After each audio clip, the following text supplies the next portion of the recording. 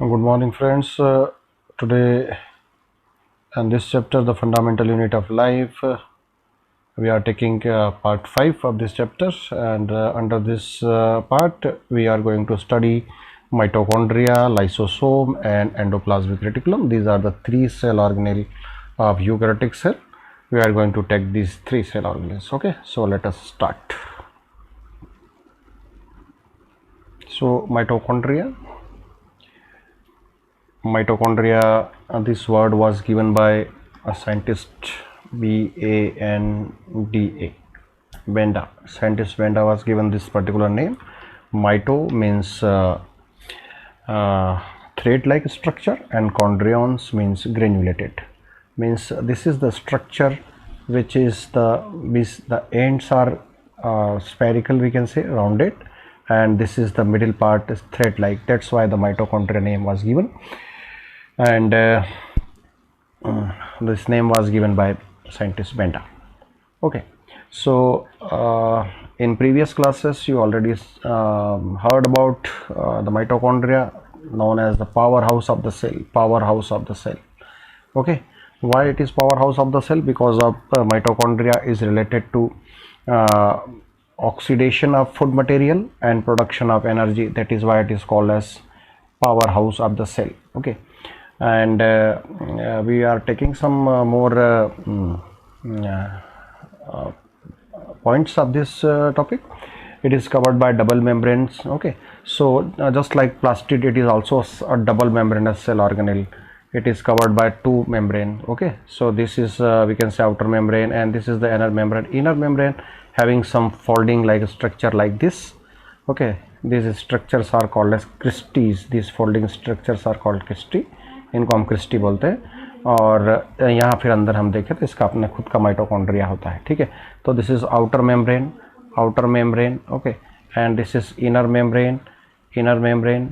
And inside the inner membrane this is आप चाहे तो थोड़ा सा उसको और कह लीजिए. आउटर मेम्ब्रेन और इनर मेम्ब्रेन के बीच में आउटर चेम्बर. ठीक है, इनर मेम्ब्रेन के अंदर जो है वो है इनर चेम्बर. इनर मेम्ब्रेन की ये फिंगर लाइक प्रोजेक्शंस है जिनको आप बोलेंगे क्रिस्टी,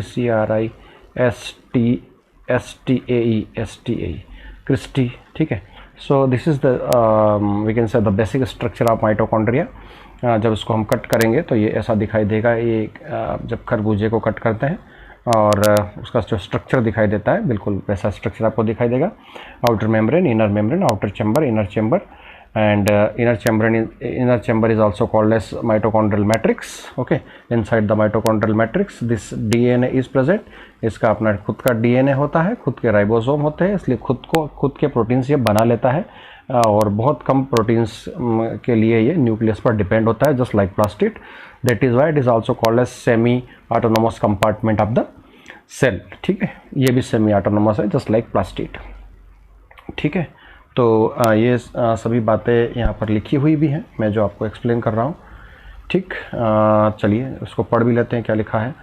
तो outer membrane is very porous. Outer membrane जो है वो काफ़ी पोरस होती है, परमेबल होती है. Inner membrane is deeply folded. मैंने जो अभी आपको डायग्राम बना के बताया था उसमें वो डीपली फोल्डिंग्स होती है, जिनमें हम वो जो फोल्डिंग्स होती है उन फोल्डिंग्स को हम क्रिस्टी भी कहते हैं. ठीक है, फोल्डिंग्स होती है.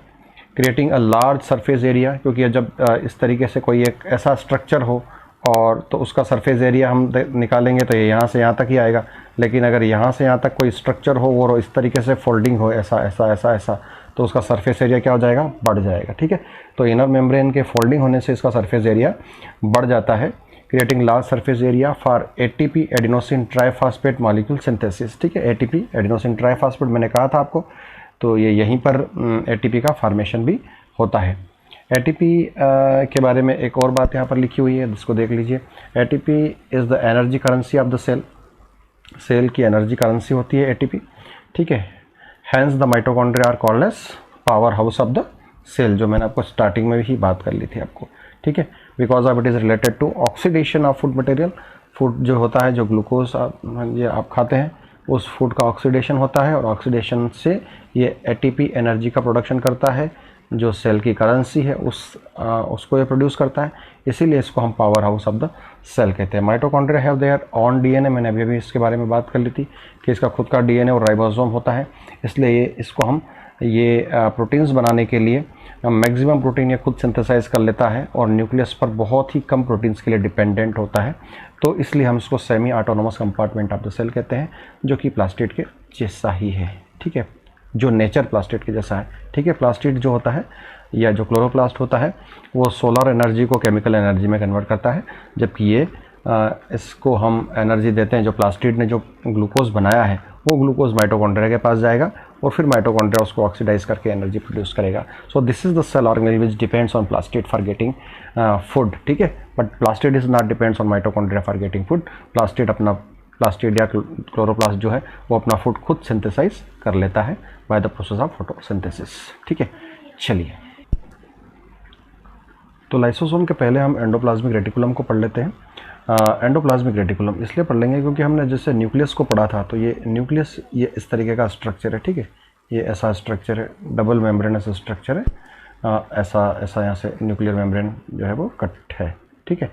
अब हम इसको इस तरीके से ऐसे फोल्ड कर देते हैं, ऐसे ये न्यूक्लियर मेम्ब्रेन यहाँ से फोल्ड हो जाएगी, डबल मेम्ब्रेनस है ना, double membranous structure, this is the structure of nucleus.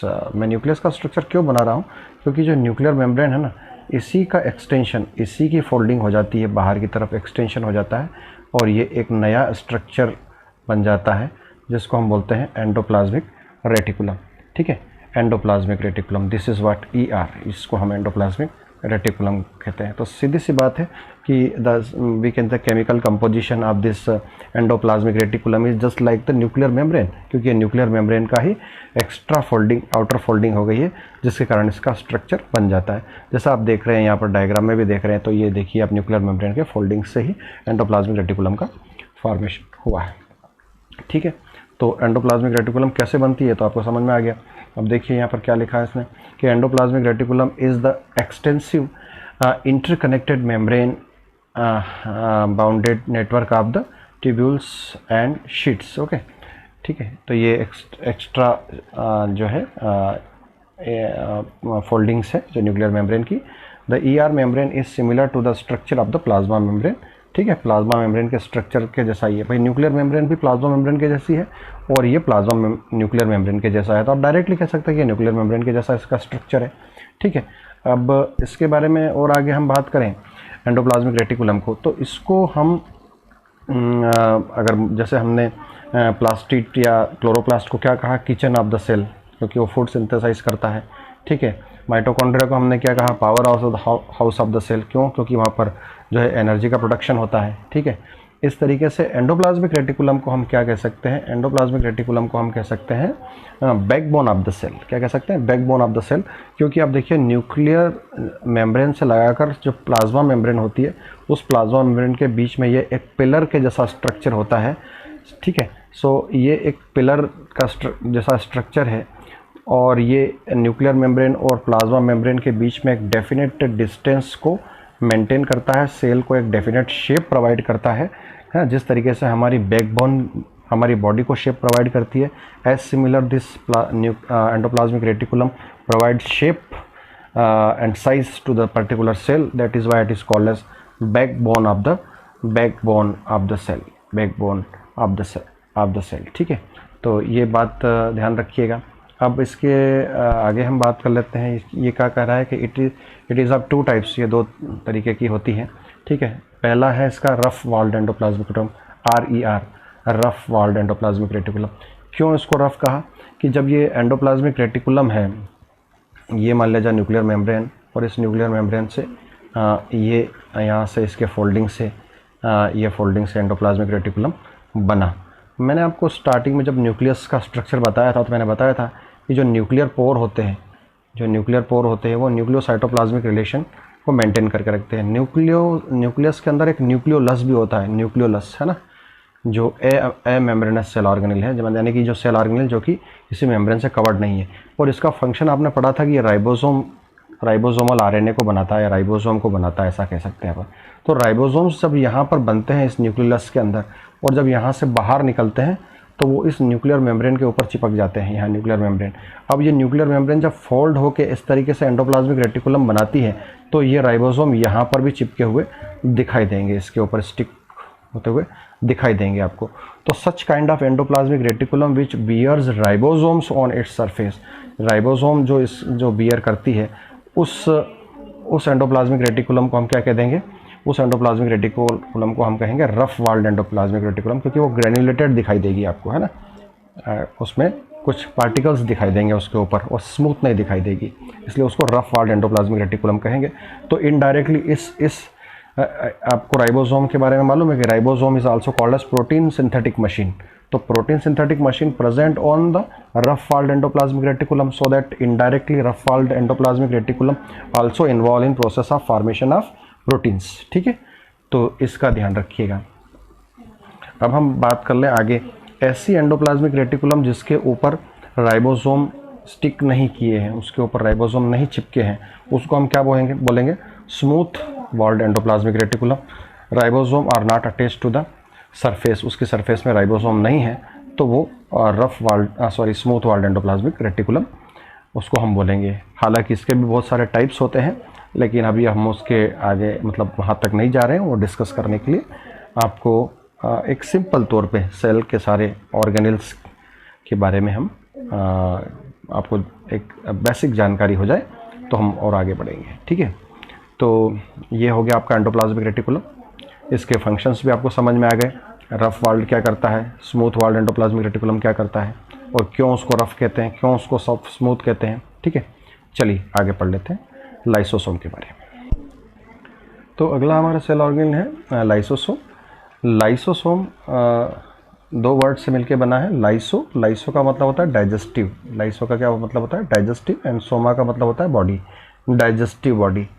ठीक है, इस वर्ड का मीनिंग हुआ डाइजेस्टिव बॉडी, मीन्स ये this is the particular cell organelle which present in cell responsible for digestion. तो अब किसका डाइजेशन करेगा? अब सेल है, उस सेल के अंदर तो बहुत सारे सेल ऑर्गेनेल होंगे, न्यूक्लियस होगा, माइटोकॉन्ड्रिया होगा, एंडोप्लाज्मिक रेटिकुलम होगा, गोल्गी बॉडी होगा, राइबोसोम होगा।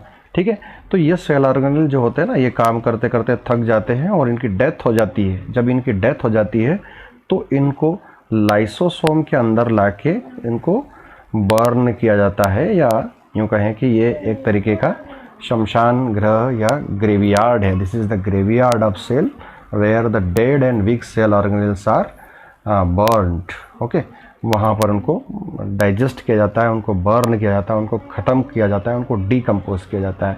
That's why the lysosome word is given. Lyso का मतलब डाइजेस्टिव एंड सोमा का मतलब बॉडी, डाइजेस्टिव बॉडी।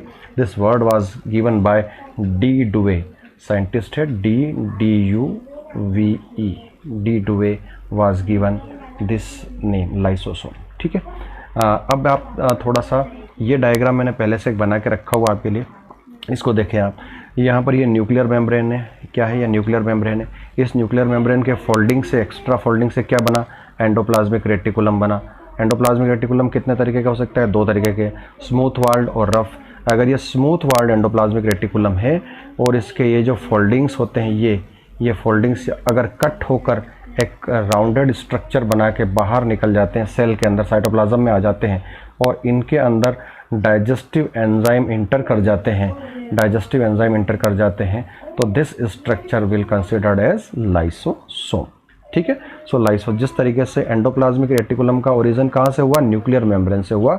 उसी तरीके से लाइसोसोम का ओरिजिन कहाँ से हो सकता है?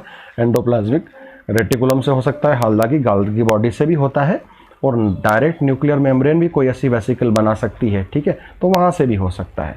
तो ये इन तीनों जगह से ओरिजिनेट हो सकता है। It may be originated from the endoplasmic reticulum. अब भी हम गोल्गी बॉडी पढ़ेंगे तो वहाँ पर भी समझ में आएगा। और न्यूक्लियर मेम्ब्रेन से डायरेक्टली कोई वेसिकल बन के जो साइटोप्लाज्म में आ जाए, और अब इन सभी वेसिकल्स में हाइड्रोलाइटिक एंजाइम्स यानी कि डाइजेस्टिव एंजाइम्स आ जाए, और अब ये स्ट्रक्चर जो है ये डेड और वीक सेल ऑर्गेनेल को डाइजेस्ट करने का काम शुरू कर देगा। अब इसको हम लाइसोसोम कहेंगे। क्या कहेंगे? लाइसोसोम कहेंगे। तो इससे रिलेटेड खास बात ये कि cell structure surrounded by cell membrane, having digestive enzymes and responsible for digestion of worn out cell organelles, जो कि सेल ऑर्गेनल्स जो कि ख़त्म हो गए उनको, और बैक्टीरिया को डाइजेस्ट करने का काम करता है। कभी कभी ये जो हमारा जो लाइसोसोम है, ये लाइसोसोम जो है ये फट जाता है सेल के अंदर, और इसके डाइजेस्टिव एंजाइम सेल के अंदर बाहर निकल जाते हैं, है ना, सेल के साइटोप्लाज्म में आ जाते हैं, और वो हमारे एक्टिव सेल ऑर्गेनल्स को भी डाइजेस्ट कर देते थे, खा जाते हैं। इसलिए हमको इसको suicidal bag of the cell के नाम से भी जानते हैं। ठीक है, तो चलिए हमारा जो टारगेट था 3 सेल ऑर्गेनल का, वो हमने यहाँ पर कंप्लीट कर लिया है। और इससे रिलेटेड क्वेश्चंस इस वीडियो के नीचे लिंक में दिए होंगे, जिनको आप लीजिए और सॉल्व कर लीजिएगा। ठीक है, थैंक यू।